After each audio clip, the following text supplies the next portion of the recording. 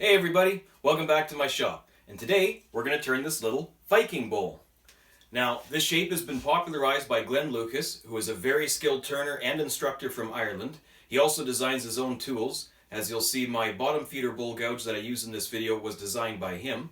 Now a little backstory on this shape is that in 2014 or 15 in Dublin, Ireland, they discovered a bowl that was shaped like this that was over 1,000 years old and originally made by the Vikings.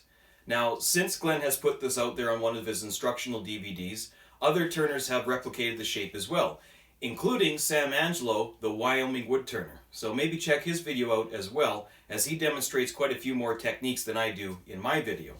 But without further ado, please remember, this is not an instructional video. It is meant for entertainment purposes only. Your safety is your responsibility, so let's get started. We're starting this week's project out with this billet of American elm. It's the same wood from the same tree as last week's chip and dip bladder, and in the past I think we turned that slab clock and the business card holders out of it. So I've already got a 3/8 inch hole drilled in the center to accept the woodworm screw, and before I thread it on there I'm just going to rub a little candle wax onto the screw, which is kind of common advice. This will help the wood to not stick when we're removing it. And I'm going to put a little bit on the face of the jaws too. This won't affect the hold at all because as we're turning it's actually threading it tighter. It's just so we get it off a little bit easier. It has something to slide on. So we'll just thread her on here.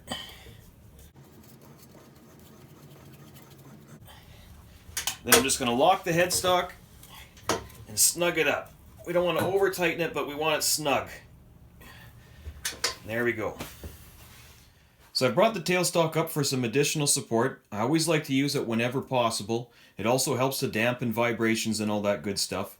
I've got the tool rest set up at a 45-degree angle, which is my preference for the outside of the bowl work, because I find if you have the tool rest too parallel, then the tool almost wants to fall into the wood too easily, and it feels very aggressive. And if you have it too perpendicular to the bedways, then it feels like the tool will bounce off the wood and fall down the tool rest too easily. So having the 45-degree angle is a nice little happy medium between the two.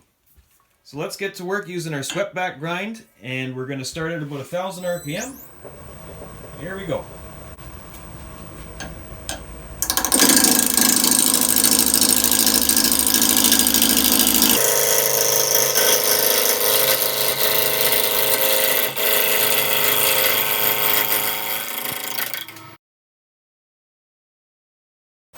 Turn the speed up a little bit. About 1250.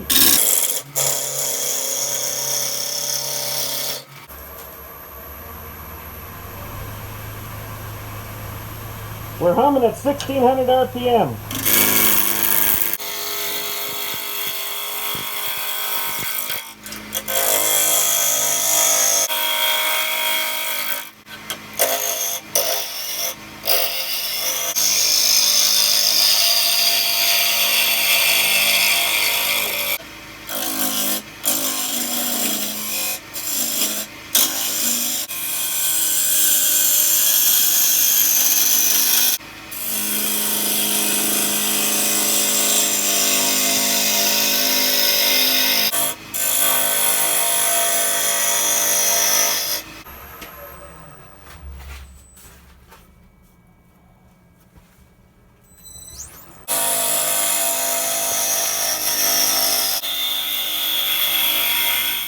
So we've got the piece completely rounded over, and I've got the bottom and top flattened off. So next we're going to throw a tenon down here on the bottom.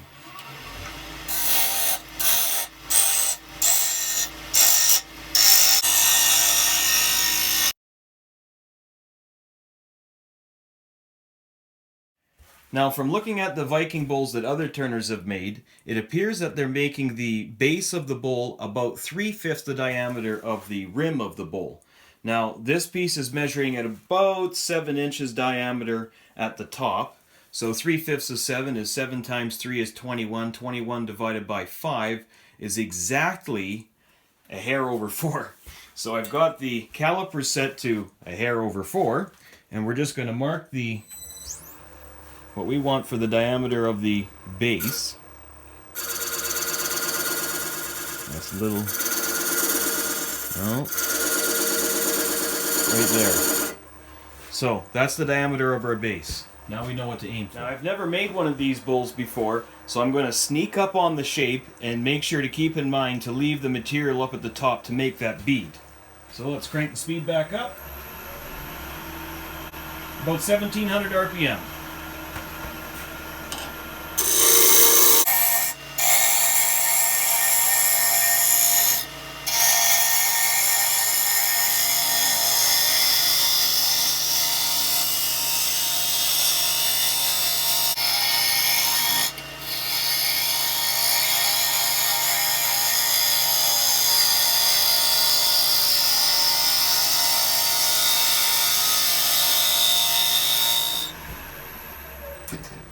Now what I'm really trying to achieve up here is that we want it to have a nice smooth continuous curve all the way up, have this kind of the widest portion of the body of the bowl, and then have it undercut, well, or dive down into the rim. So it's going, curving up, and then curving back in slightly towards this rim. So next what I'm going to do is start getting the shape of this rim right, then we're going to sharpen up and do some cleaning passes. Actually, let's clean up the body first and we'll make the bead after. See how that works.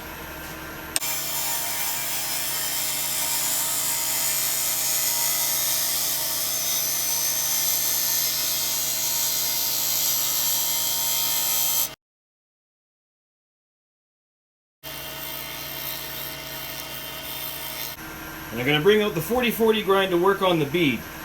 Haven't used this tool in over 3 months, so let's hope I don't destroy this bowl right away. I'm going to sneak up on this bead. I'm going to try to work with the grain as much as I can, but I might have to roll the bead, which would be going against the grain because it's a cross-grain piece. But we'll see if we can get it mostly done working with the grain first. We'll nibble away the corner. Now this bead's already looking a little bit too big, so it's okay if we sneak up and lose a little bit of it. I think what I should do is maybe, I'm going to come around this way first.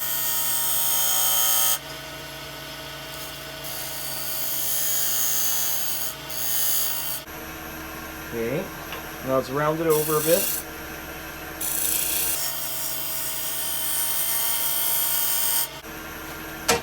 That's not bad, that's not bad.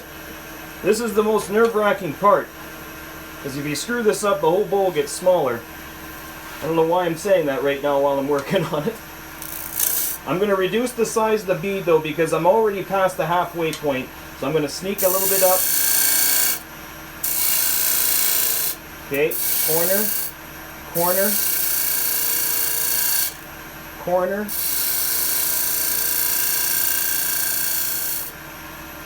Okay, I'm going to keep sneaking up. I'm going to cut this back a bit.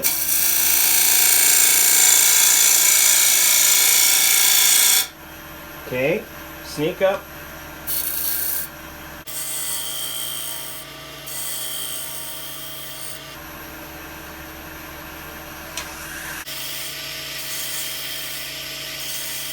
Now I know we've got it mostly shaped already, but I figured I'd flip the camera position around so you can see the beadwork a little bit easier. But the bead's still a little bit too big. I don't want it hanging way over the side of the bowl. I want it kind of tucked up almost even with the side of the bowl, just barely outside.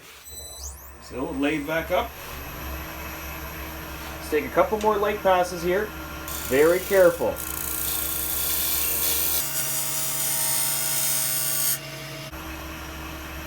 That's looking a little better in terms of size.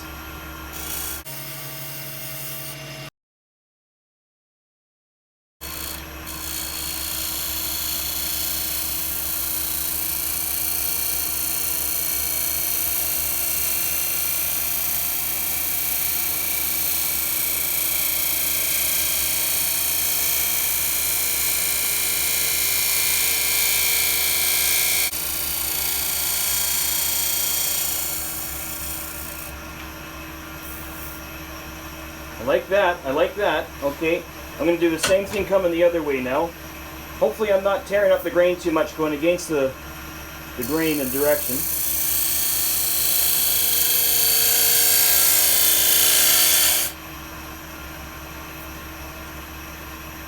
I'm liking this a lot better. I'm just doing a little bit of careful shear scraping.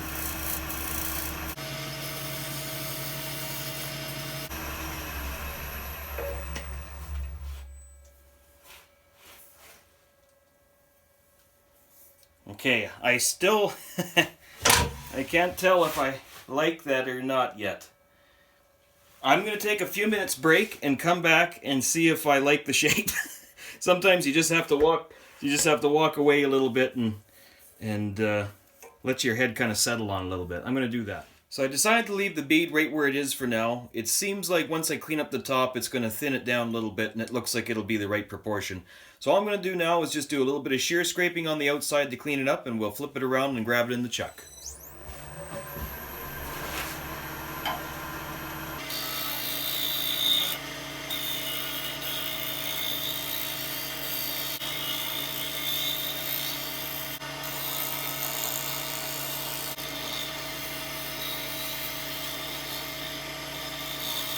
Just going to clean up the top of this rim and we can get right into hollowing.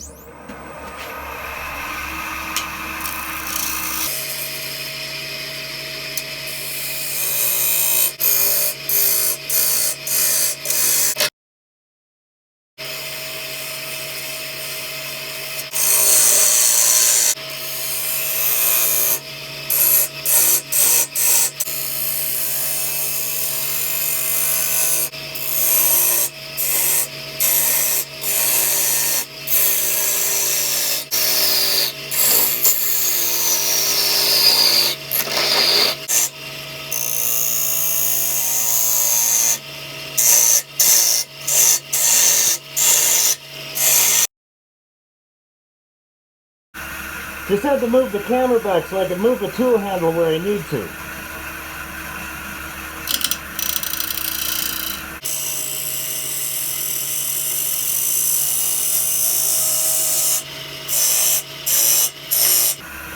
Notice I'm trying to undercut this rim slightly so it actually dives inside before it makes the swoop.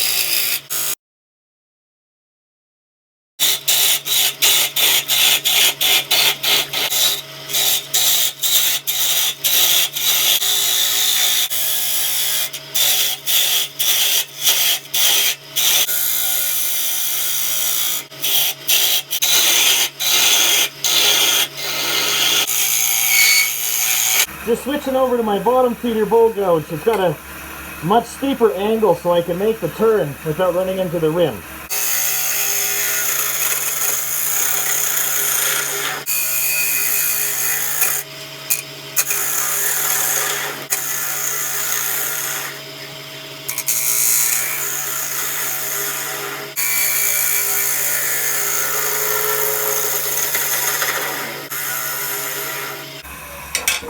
Okay.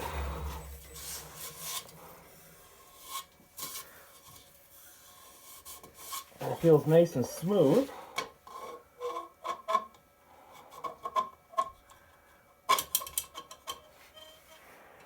Yeah, I think we're going to leave it right there. Get this darn thing off me.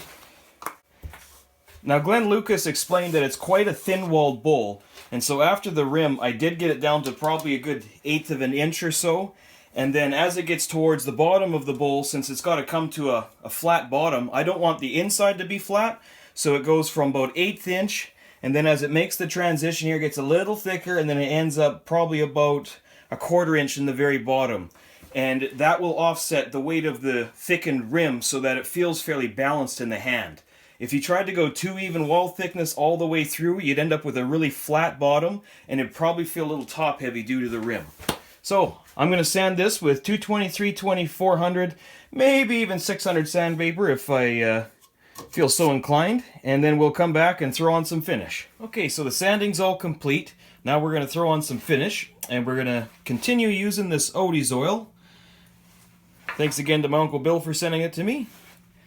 I am not sponsored by these people, although if they'd like to keep sending me finish, I'd be more than happy to feature them in my video. Oh, let's get that worked right in there. You really don't need a heck of a lot with this stuff. But this wood is pretty thirsty stuff, so it'll soak it up if you're going to give it to it. And remember, we got to apply a good coat, rubbing it in. If it gets a little dry, rub in a little more. We'll let it sit for a while, and then we'll buff it. Let's show the outside.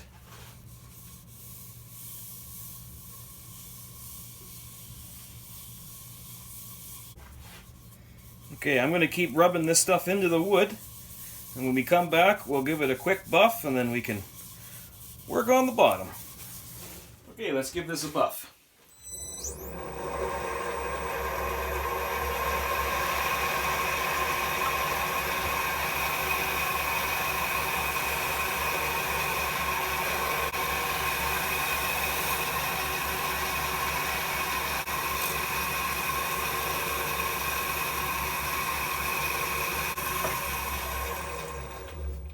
Again, not much came off on the cloth. That's looking pretty good. But I think what I'm going to do is I'm going to try a second coat and see if we can't get a little bit more of a build on it. Because I want to make this bowl looking real nice. So when we come back, I'll have put on another coat, let it set up, and it already buffed it. So we'll see what the difference looks like. So here's the first coat.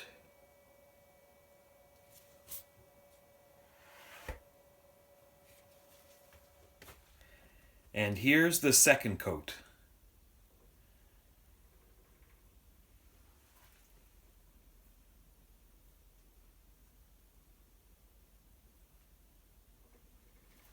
I've got the bowl reversed in a set of jumbo jaws just to keep things simple. And I'm going to bring up the tailstock for some extra support. And I'm going to use the original impression from the live center when we first mounted the piece. And I'm going to put just a little bit of pressure, lock her down. Everything's clear. Bring the tailstock up. Let's get rid of that foot, or that tenon.